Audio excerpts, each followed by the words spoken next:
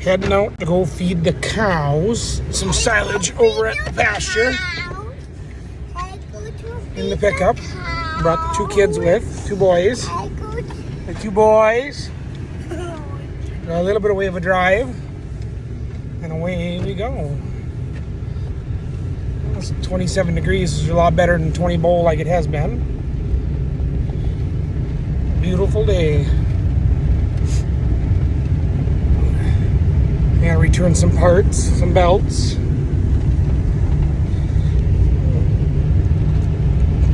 To the store. Well, we got some gas. Got the kids some drinks. Now we're on the way back out to feed the cows. Pick up some hay for the sheep. Feed the sheep. I'm gonna start up the skidster. Let it do its thing. Her brother put the tire chains on a couple weeks ago, which helps a lot. I'll let the glow plugs warm up a little bit.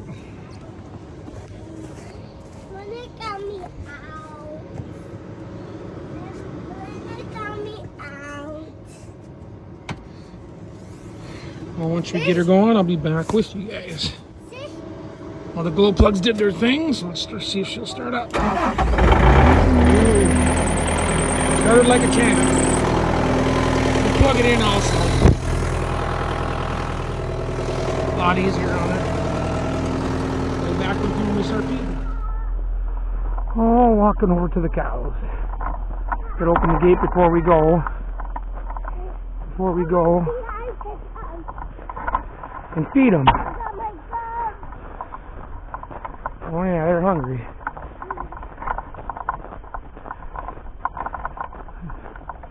These are our cows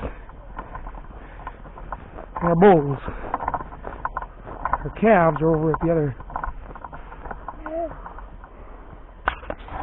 Oh yeah, you guys gonna wait here while I go get the silage, okay? Stay by Landon, don't stay by Landon. You wanna go with me? Okay. The little man likes to ride with.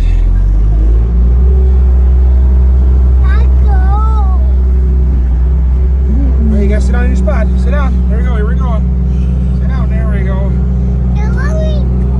We're gonna go get some beet pulp, which we're feeding the cows. Yeah.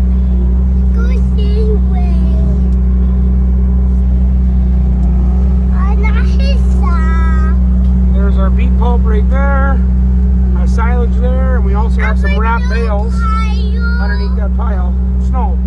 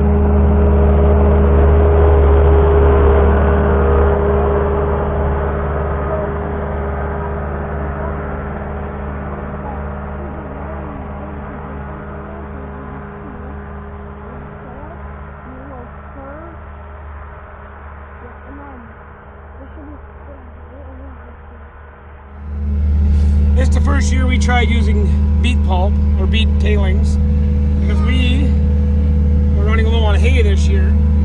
We probably had enough to get through the winter, but we like to dry feed during the summer. We do quite a bit. So we figured we'd get a couple of semi-loads beet tailings. A couple semi-loads of beet tailings to help out with the hay shortage this year. We've been doing some molasses and straw. We're gonna kind of get working on that too. So apparently I gotta hold the camera better. So I'm gonna get one more load of bucket load of tailings, and then 2 bucket loads of corn silage. Which the deer are just crazier in here, just crazy.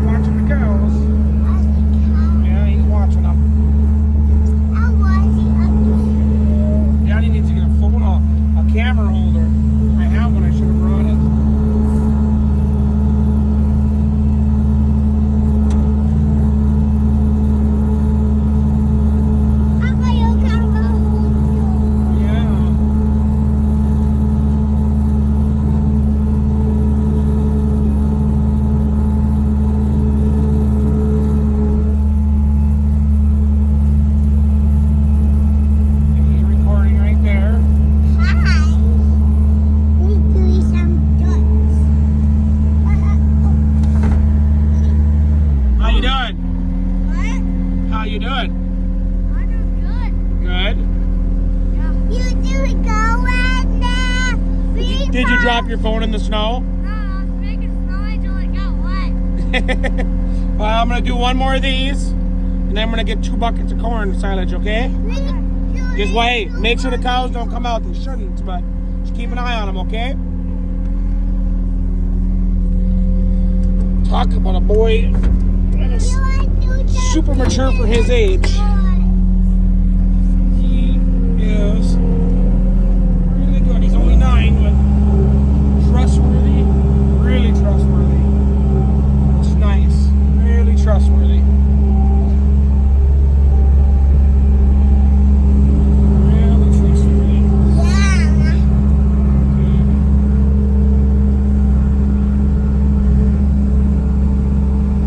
Now I'm going to go get 2 loads of, there's herd and hay.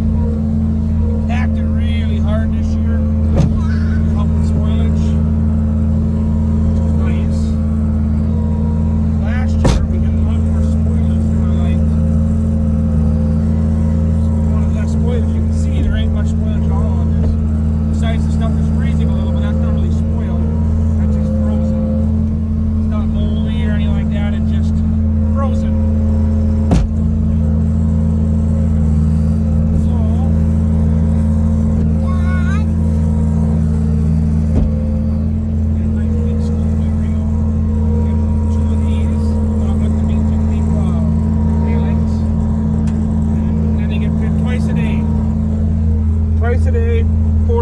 Usually 3 bucket loads a day. We jumped it up to 4 now. I was saying we just jumped it up to 4 bucket loads today. Jumped it up to 4 bucket loads today to see just how that's going to turn out. We're experimenting a little bit because we're feeding more of this. Like I said, we just started with these beet tailings and we'd never done that before. So we're trying to conserve hay this year. Normally we'll stick a bunch of hay out and, you know, put 2-3 bales of hay along with the corn silage. But this year a little low on hay, so we're trying to conserve on that. You know, a lot of guys are feeding straw and stuff. We have been doing a little bit of straw feeding, but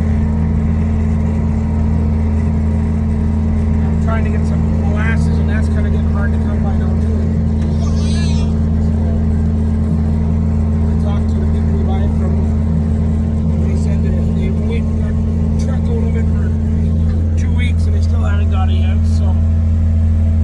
Dump this out for the cows and then we'll go back get another one. You gotta move, bully. Come on, guys, gotta move. Gotta move, guys. Go another bucket load. Right on top here, go like that. I'll eat all this up. We'll be down left by about an hour. We'll eat her all up.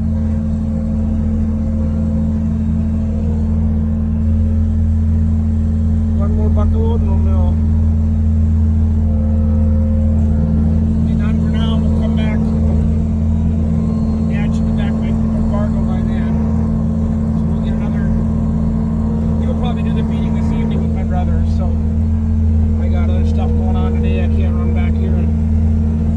if I had to, but since they're going to be back, there's no need for me to be here. So,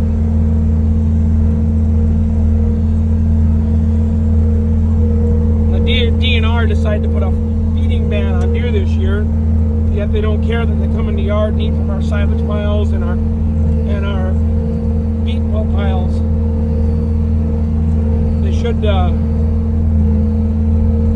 more caring about that just as much as they are about somebody going out and put a salt lick out for their deer to make sure they have a good deer herd. But that's a whole different subject and we ain't gonna get on that. So we'll get one more bucket, we'll go to here and I'll be back with you. Got a little pretty big bucket load this time. Love the smell of this stuff. I guess you gotta love it or hate it.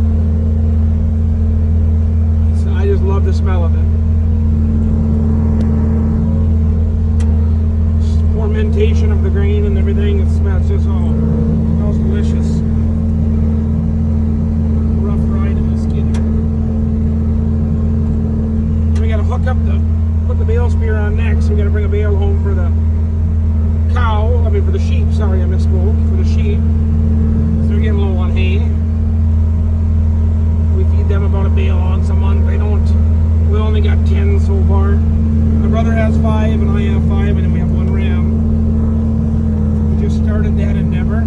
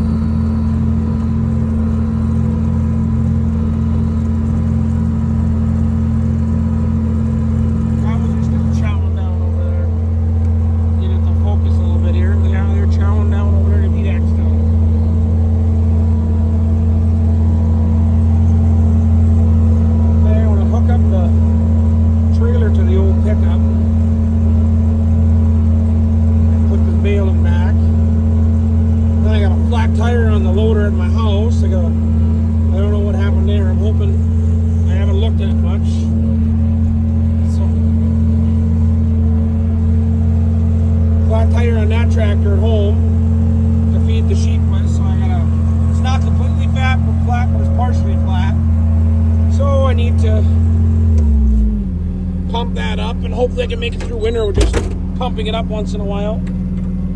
Because I really don't feel like taking it off yet this winter and fixing it. Really don't feel like doing that. Apparently I didn't put the loader down all the way. I thought I did. There we go.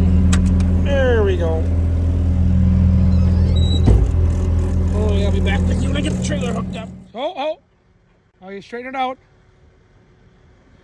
Straight back, buddy. Straight back. Crank it to the left.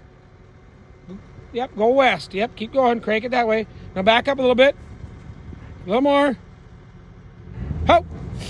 Whoa. A little faster, bud. Hold on. That's okay, though. That's okay. We'll get her. Okay, now just go back about an inch or two now. About an inch or two, and then I'll take it from there. Hop! A little more. Hop! Hold it there. All right, hold on. I'll get her from there. Give her a little kick. All right, back up a little more. Just a smidgen. Go ahead. Hop! There we go. Perfect. Like I said, he's a 9-year-old you can trust. A 9, it's not very often that you can. These kids nowadays, he's not trustworthy. You can't put them in a vehicle and expect them to be careful. But that kid there is really good. My nephew is the same way. In a few more years, I'm hoping he turns out just like that. I'm going to put you guys down for a second here. Turn this jack.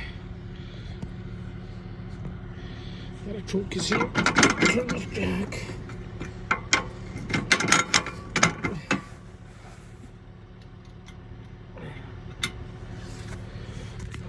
I'll lock this baby in place.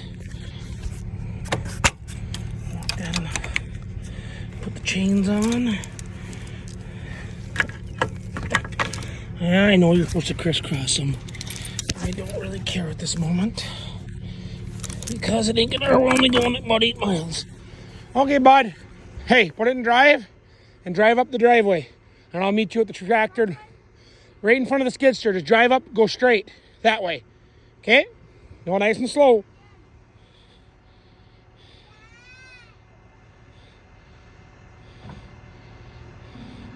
Go ahead. Yeah, put it in gear, bud. The display for the selector's broken, so kind of hard to know which gear you're in, but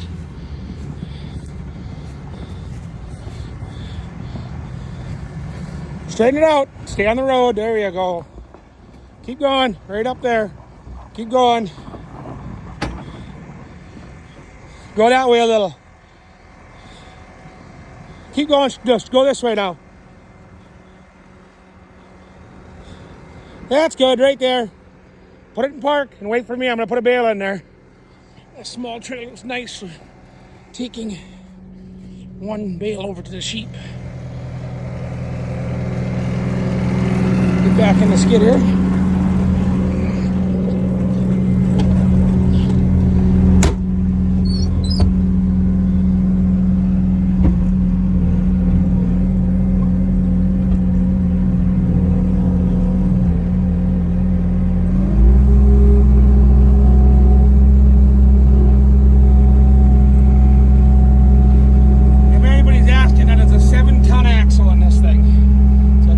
The guy that made it was a professional welder. This is not a bottom trailer, so this bale is not going to overload this trailer at all. I could damn near put my skid steer in this trailer. I don't like the fact that it doesn't have duals or double, just even 2 axle, but that axle is heavy, and it is not going to overload that trailer at all. Not like it's those cheap, small homemade trailers or bottom trailers with cheap axles. No, that's got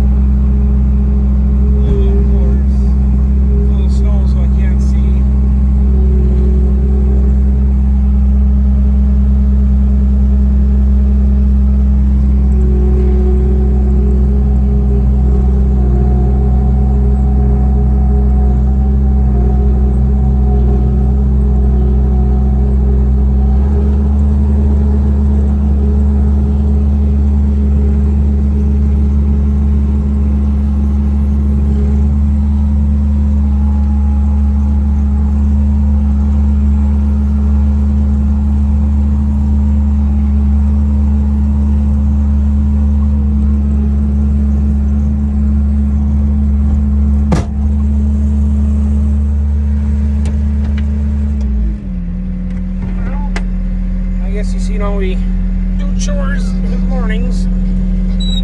Just about afternoon now, but I'll get fed again by 5 o'clock, so I think I'm going to end it at that. I'll let this thing cool down, and maybe I'll make a short video on feeding the sheep and watering and giving them feed. So my wife usually does most of that sheep work, and we'll end it at that. Thanks for watching.